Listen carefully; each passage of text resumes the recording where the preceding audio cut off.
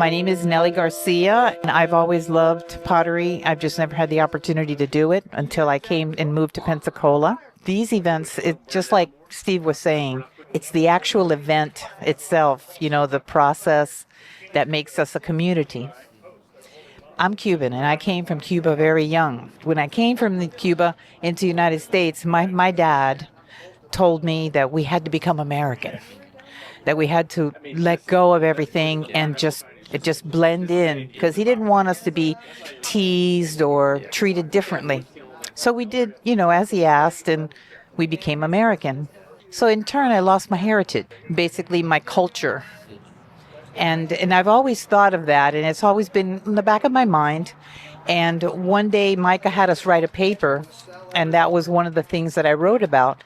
And he told me something that I'll never forget. He said, when you put your hands on a piece of clay, you are part of the culture, the clay culture. And I enjoy it so much. It's become a part of me. It's almost everything I think about. I lay up late at night thinking about how am I going to glaze that piece. I love the wood fire, and I have like 8 pieces in there.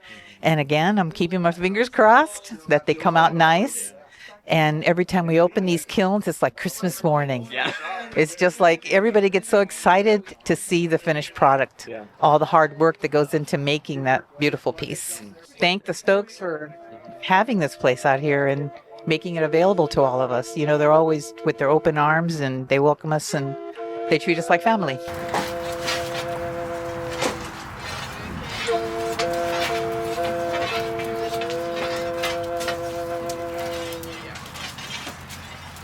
My name is Jason Stokes, and I was born into this place. Yeah.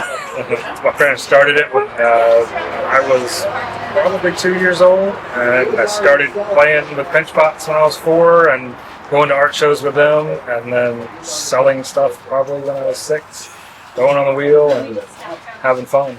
Yeah. I didn't have to do the garbage, and I didn't have to wash dishes. It was throw your pots, and then you can go skate. That's funny. So yeah, from there, and then I realized that you could make money from it. Yeah. And so I started building. My parents are, you start putting money in the bank, and you can get a computer when you're 12 years old, and you can get a 4-wheeler when you're 15. Those incentives are very good. Yeah. Worked out well. So it was classical conditioning. Pretty much. Yeah. I wanted to play outside all the time, so it was 4-wheelers. I was on the reservation 90% of my outdoor life. Mm-hmm. Wow. This kiln is a Ralph Howard Phillips kiln. Well, the guy who started it is Ralph Howard Phillips, and I think he built it in the 40s, somewhere around 40s. Yeah. And it's a southern groundhog kiln, which is a modified groundhog. A traditional groundhog is more in the ground with a tiny opening. You have to crawl into it to load all the pots. Oh, wow. And it's kind of a labor-intensive process to work at. This one, I don't know why it's modified, why he made it this way, but it's a taller barrel style where you can walk in. The fireboxes are on the outside of the kiln. 75 and 1900, that was good fire. It's easier to fire, I guess, than a traditional groundhog, and probably more of a lower fire.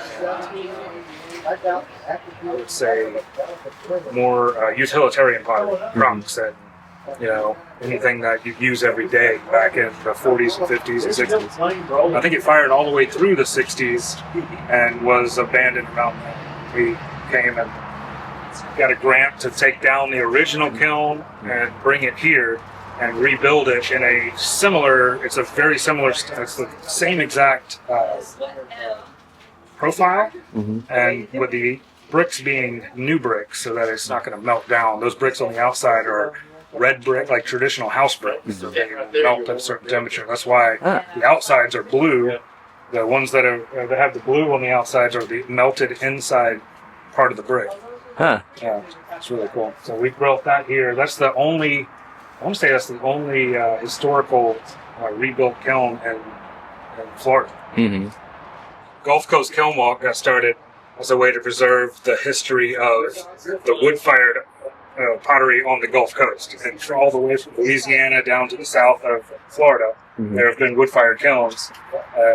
We are trying to gather everyone together into the community and see all the kilns that were built and rebuild some of them, educate the community how pottery was started here.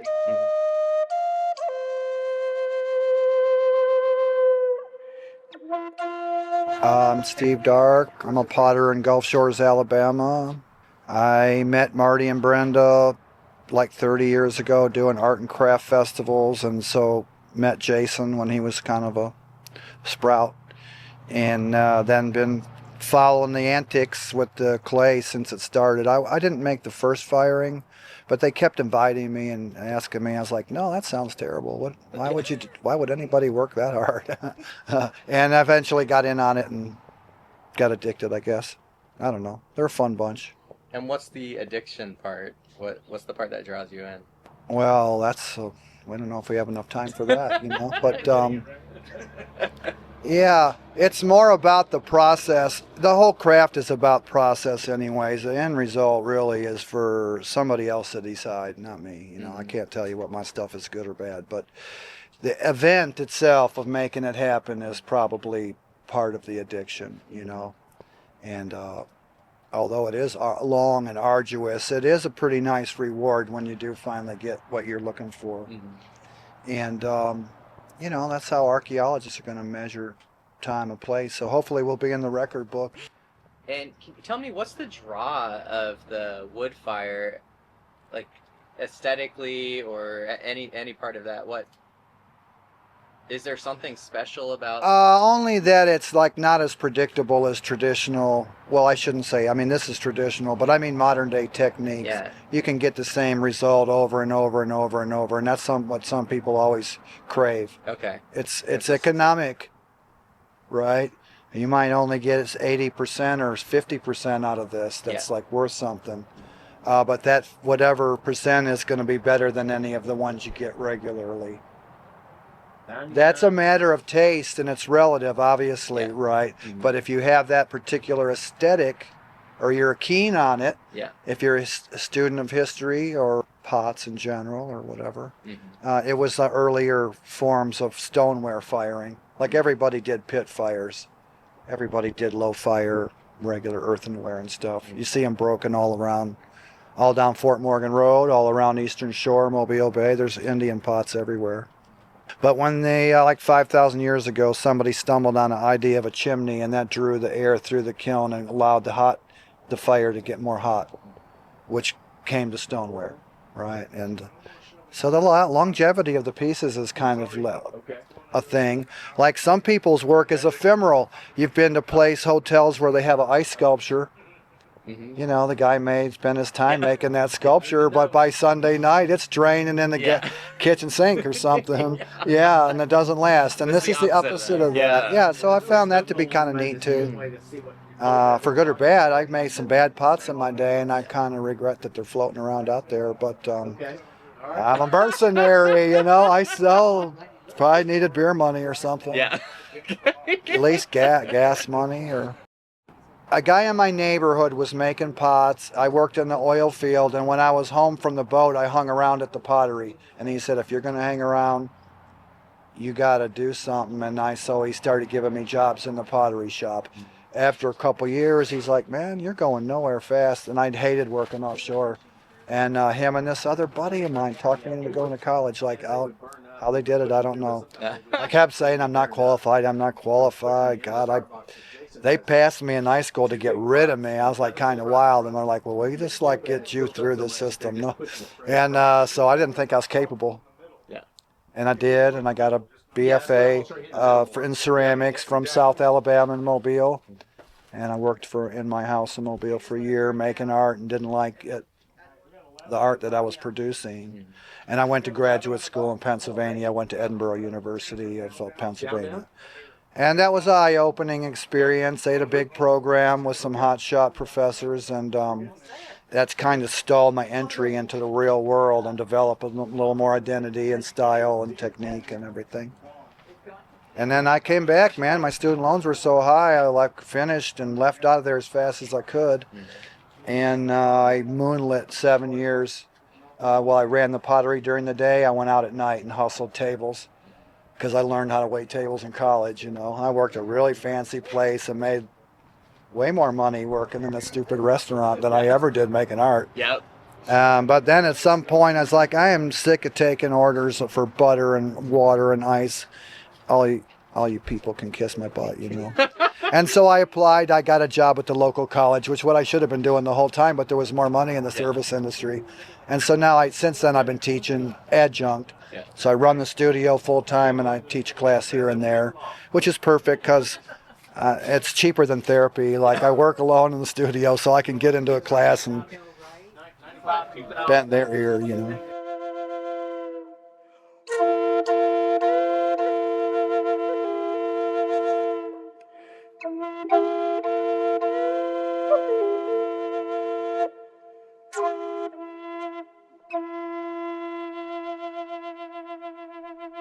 Hey, my name's Amalie Martinez Morales.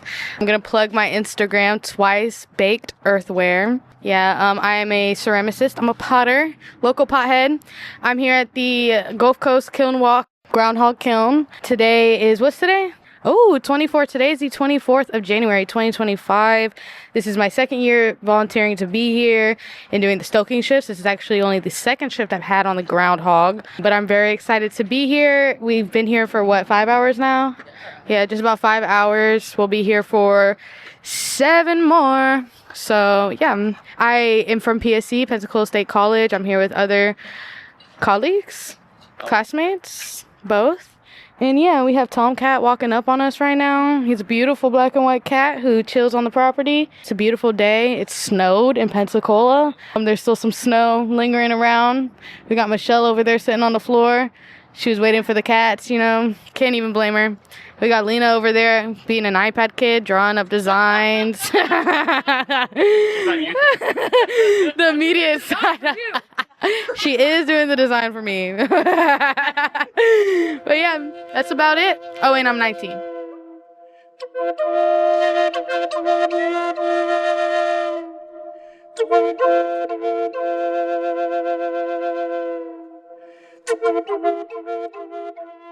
Hi, my name's Lena Bell. This is my second year doing this, so probably my 7th time coming here. I've grown up in Navarre with around the Kiln Walk and with Jason and Brenda Stokes. My parents are really close friends with them.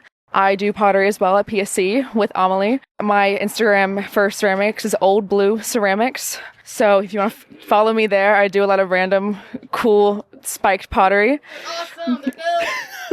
But yeah, we've been stoking this kiln for about 5 hours now, and we still... How many hours we got left? We still have 7 hours left, and this kiln is about to reach 2,000 degrees, and I'm very, very excited. Since it started, whenever I could walk, me and my parents would come to this, and my dad would show me it. And my dad, even when I was a kid, was like, "You should go into pottery. We can be like Jason and Brenda." Like, so yeah. And I've been doing pottery for about 5 years, and I'm 21 years old right now. It was about 2 years ago when I started at Pensacola State College with Micah. I did it before in high school, at Navarre High School. And once I came to PSC, his teaching just absolutely amazed me and helped me further my education with this so much. And he inspired me and showed me that you can be so in love with only one medium, because I've been so used to doing so many other ones. He showed me that I can really love ceramics. He showed me how to do everything with that.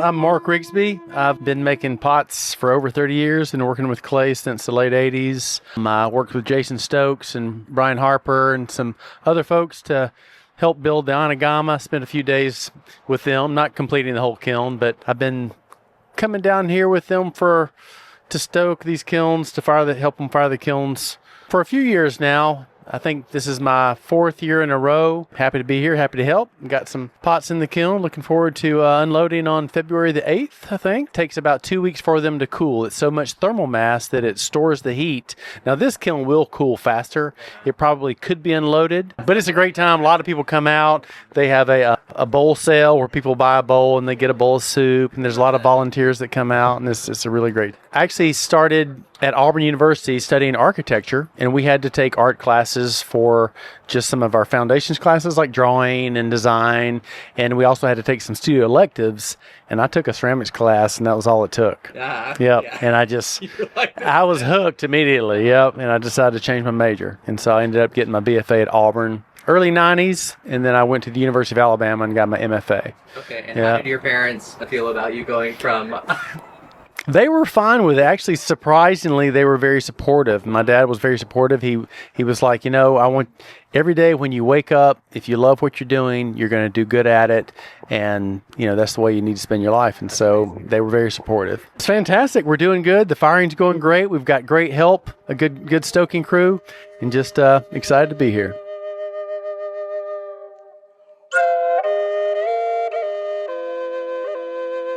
My name is Kai Hoffert. I am here because I'm the president of the Ceramics Club at UWF. I don't know to look at you or the camera. You're fine. You can do either one. And this is my first time ever doing a wood firing. I think it's most of the people from the club's first time. Yeah. And what do you think about it so far? It's incredible. It's makes you want to move to the woods and just do pottery forever. Yeah. It's really wonderful. It's just I've only used electric kilns, so this is totally different things too. And how did you get into pottery? I started wheel throwing in high school, in junior year of high school, and just fell in love with it. Kept doing classes, for college, and then just fully dove into it in college, and it's my major now. So. And how did you find out about this? We came to the unloading ceremony last year. I think our professor told us about it. So we went to the event at PSC and then the unloading ceremony and all of it, and just decided that we had to participate this time. That's cool. Excellent. Is there anything you want to say about this event or anything like that?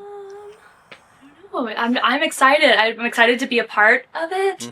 And it's just such a wonderful community event, and it's just something I didn't even know existed 2 years ago. So it's really cool to see everyone get together and work together.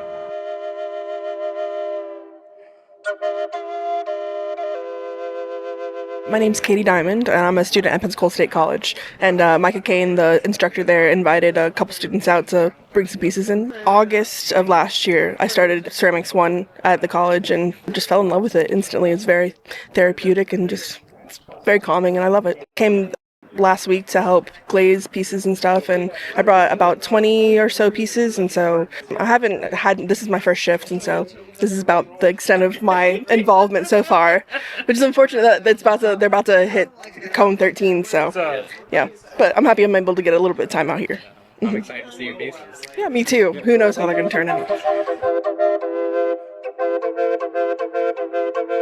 My name's Ivy Crosby. I'm a student at UWF getting my bachelor's degree in ceramics and sculpture. I only started this about a few years ago over at Pensacola State College.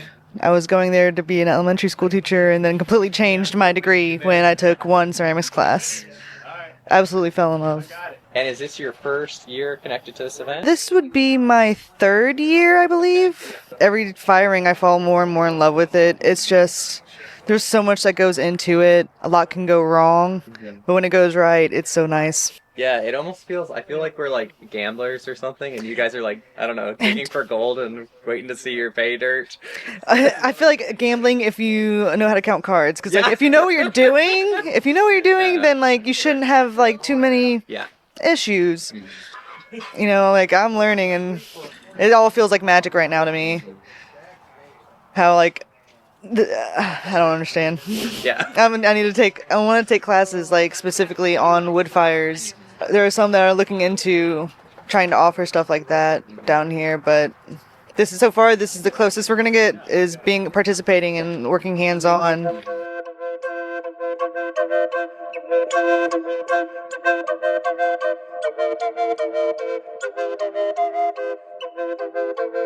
My name is Michelle Murray. This is my first time. I've come as a spectator for the unloading, but this is my first time stoking and being a part of it, and I'm so excited to do this.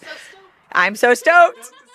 I am. I started last year with Micah. I'm loving every second of it. I started as a hand builder and I was never really strong on the wheel. And now I'm doing wheel work and I'm going to go to Alabama Clay Conference and learn how to do wheel and hand. And I could not be more excited. So I'm just here to learn and watch and observe, and I love it. It seems like there's a little community around clay. Is that true? Oh yes, absolutely. Yes. And I'm new to that community. I'm enjoying it. I sort of went nuts in 2020. Like everyone, I was suddenly unemployed. Yeah. And stir crazy, especially because I used to travel all over the country every week and I was stuck in my house. So I started taking classes at First City, did a wheel class, wasn't that great, did a hand building class, and figured out I could use my stamps and my rubber stamps and texture, and I fell in the mud and I haven't gotten back up since. But I'm really happy I found PSC because I've learned so much there. And then to have this opportunity as a student to be able to come out and do it, it's just amazing. So, is any of your work in there? I have 4 pieces in there. All right. Yeah, I have 4 bowls that are all the same size and the same shape, and that's really hard to do when you're doing it on the wheel, like really hard. So I'm proud of that. And then one of my first cylinders is in there. Okay. And I textured it with a pine cone that I took on a vacation, or collected on a vacation in Provincetown, Mass. I'm really excited about that. Perfect. Thank you so much. Okay.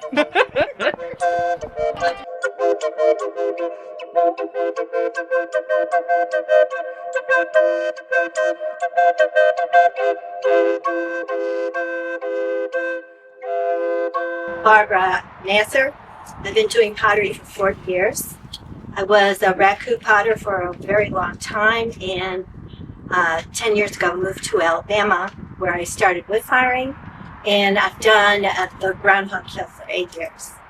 And the pottery effects are fantastic when they come out of the fire. And how did you get into pottery? I was a teacher, an art teacher. Okay. So I taught middle school art for 30 years. And the kids absolutely loved pottery. So that was very influential in my liking pottery. And how did you get connected to this outdoor, wood-fired? Well, through Maria and Steve, Okay. they come all the time to this firing and conduct the firing. So it was just natural progression.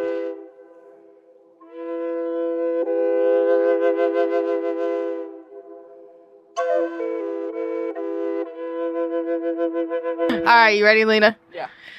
I got my ticket for the long way round. 2 bottles of whiskey for the way. And I sure would like some sweet company. And I'm leaving tomorrow, what do you say? When I'm gone, when I'm gone. You're gonna miss me when I'm gone. You're gonna miss me by my hair. You're gonna miss me everywhere. Oh, you're sure gonna miss me when I'm gone.